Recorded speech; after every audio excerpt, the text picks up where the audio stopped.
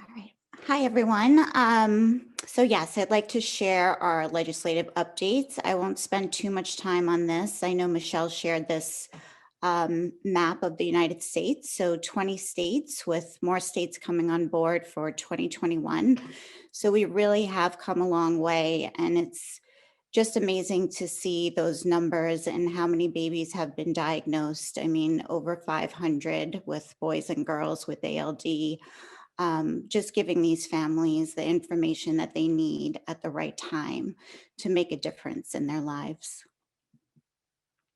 So just a brief history of ALD newborn screening. Again, Aiden's Law was signed on March 29th of 2013. Testing began in New York on December 30th of 2013. And again, we are at 20 states that are testing. A little bit about national newborn screening. So thanks to Congresswoman Roybal Allard, who introduced the Newborn Screening Saves Lives reauthorization back in 2008. She has really been a leader in newborn screening and having the RUSP process and, really having states come on board to at least screen for, I think the minimum is about 30 diseases now. This was reauthorized in 2016, and then it was again up for to be passed again. Unfortunately, this past year, we've had some legislators that in the Senate that were against this. And the reason for that is, some of these legislators want to have an opt-in process, which would be a really difficult thing to do, to ask every parent to opt in for newborn screening and to save dried blood spots. That would really affect the future of newborn screening because we won't be able to, do research, have dried blood spots that we can research and maybe even improve assays or even look for research and possible treatments in the future. So I'm hoping that, with the new administration coming in, that the Newborn Screening Saves Lives reauthorization will pass in 2021. So how we're taking action. We spent a lot of this past year just educating about dried blood spots in newborn screening research. Again, just explaining the importance of having these, for everything, for developing assays and everything that goes along with it. So we are hoping that, again, that this will pass in 2021.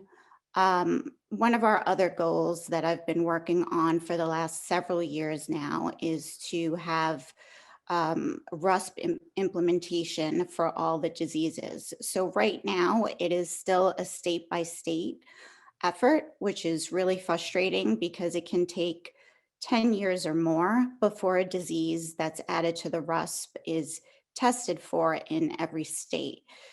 So that's just, a huge, I don't know, I stay up at night thinking about that. It just is really unfathomable to me that, if you live in state A, your child is not tested, but if you live in state B, your child is tested.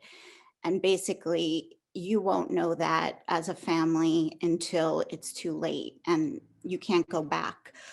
So what we're trying to do is, have the funding so every state can become RUS compliant by 2025.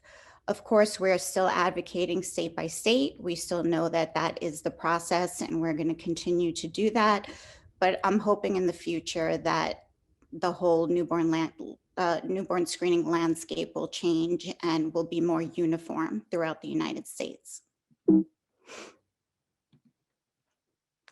Here is, I have to say, a thank you to Congresswoman Yvette Clarke and Congressman Lee Zeldin, both from New York, that helped to support this. And what we're trying to do is have appropriations language added in the federal budget so we can have funding go to all the states, which is really the number one reason why states are not screening for any of these diseases added to the RUSP. So Of course, there are other issues, but the reason why it takes a decade or more is primarily funding. So the good news this year is that we did have recognition of these efforts by having a Dear Colleague letter again in the House. And the $2 million, we were asking for $15 million a year. We did have some recognition for getting $2 million. So that's a huge step forward for us. And, again, we're hoping with the new administration in 2021 that we can continue with this and really make changes on how newborn screening is handled. And then we need all of your help and to be supportive in what we're doing. So I'm going to turn this over to Miranda so she can share what she's done in some of our efforts this last year. Thank you, Elisa. So many of you on this call, both clinicians and family members, have been extremely helpful. Whether it is that we're asking for letters of support for something we're working on. Some of you may remember in September, we were doing a social media campaign surrounding just education about the dried blood spots. So many of our clinicians wrote letters for us and gave quotes. So that was really helpful. We also sent out some information to our families. They should be getting them this week.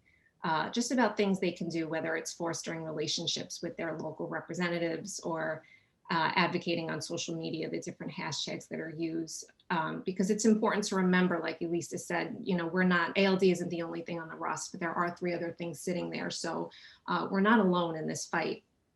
And when Elisa first kind of started talking about this appropriations push last year, and we realized with very little time left, we kind of had to reach out to as many of these representatives as possible, asking them to support this push. There's only so much you can do from behind a computer. So, I'm in New York City. I don't remember what phase we were in. There were a lot of rules, but my son and I masked up and we said, you know what, we're just gonna pound the pavement. And we did end up in 2 different offices because, as you guys know, these people run every 2 years. So ours happened to be in the middle of a very heated election. But we eventually found him in the office that he was running in, not his normal district office. And, we got him in person, we got our 5 minutes. Obviously there's better ways to do this. And that's why we did include the tip sheets. It's funny, one of the things that they tell you can do, and this is for anyone, we should all probably following our congressional representative on social media just to see what they're doing. It turns out ours was in my neighborhood just a few days prior, giving out masks, same thing, pounding the pavement, trying to get those votes. And that obviously would have been a lot easier for me to show up, if I just happened to be going into the grocery store at that time and striking up a conversation. So little things like that, just knowing what they're up to and forming that relationship that really can, for better or worse, happen through social media now. And then more sophisticated things like scheduling a meeting. Obviously, that's kind of hard to do during these COVID times. But again, just thank you for all that have been so supportive. And of course, if you do live in a state that's not testing or maybe efforts have started, please reach out to us. And we are always happy to help and work together. That's it for our legislative updates. I believe Emily Fields from Bluebird Bio wanted to talk a little bit about some education for newborn screening families.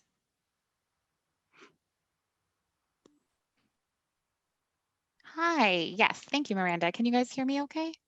Yes. Perfect. Let me try to share my screen as seamlessly as Michelle was able to. Can you see my screen? Perfect. So my name is Emily Fields, and I work in patient advocacy with Bluebird Bio. And first, I just want to thank Elisa and Miranda for giving me just a few minutes to speak with you all today, just to share quickly on a newborn screening for ALD advocacy toolkit that Bluebird Bio launched in October of last year. So this resource was really created to be an empowering and educational toolkit for newborn screening advocates and the ALD community to increase understanding of what newborn screening is and to use your voice to advocate for screening of ALD specifically. So ultimately, the aim here is to raise awareness of ALD, the life-saving opportunity that newborn screening can provide, and certainly the importance of that early detection and continued monitoring for potential progression of the disease. And then additionally, hopefully it's a resource that can support you in engaging in the advocacy conversation that Elisa and so many others are leading right now in the community. So it's really important to me to note that this resource truly recognizes and accounts for all of the wealth and knowledge and experience that people like Elisa and Kathleen, Franny Broussard, Jean Kelly, Anna Grantham, Janice Sherwood, and so many others have within this community when it comes to advocating for newborn screening. So we were really fortunate to have the opportunity to collaborate with so many of them to really build and inform this toolkit. So if you were to dive into the resource, what I hope you'll see and recognize is their names and quite a few of their resources that they've used over the years referenced throughout the toolkit. So here on the screen, you'll see the newborn screening toolkit. It's available on the bluebirdbio.com website within our patient resources section here under patients and advocacy. It's a downloadable PDF, but you can also reference it by section, so you don't have to take the entire PDF at once. There's 8 different sections throughout, and you can kind of see as I scroll through that it's broken down into hopefully a nice flow for building education around newborn screening, around ALD, around what actually is advocacy, the status of newborn screening today. And this is not only in the US, but also here in section 5, it dives into a little bit ex-US, so looking into some European countries. And then the meatiest section here is the what you can do section. So this is really where we've taken those learnings from advocates within the community and built it out into this toolkit for actionable pieces that anybody can do. So regardless of where you're starting at in your advocacy experience, this is really meant to be a tangible toolkit that you can take different pieces from and really start to engage in that conversation. So I encourage you to go to the website, take a look at the toolkit, find some ways that you can get engaged, and certainly reach out to Miranda and Elisa if you feel inspired to start using your voice. Thanks, guys. Thank you so much, Emily.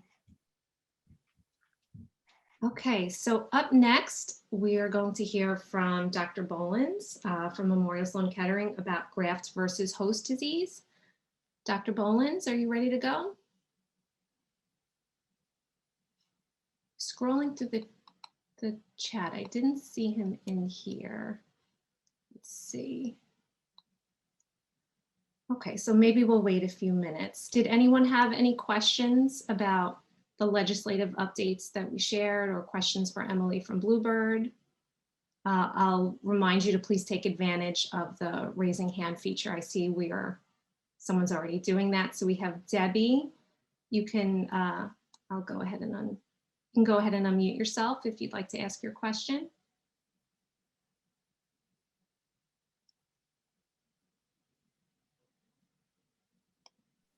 Can you hear me now? Here we go. Hi, Debbie. Hi. I'm just so honored to be able to ask you these questions. I'm in Canada and I'm just absolutely horrified at our lack of expertise. And I don't even know that newborn screening is an issue in Canada. I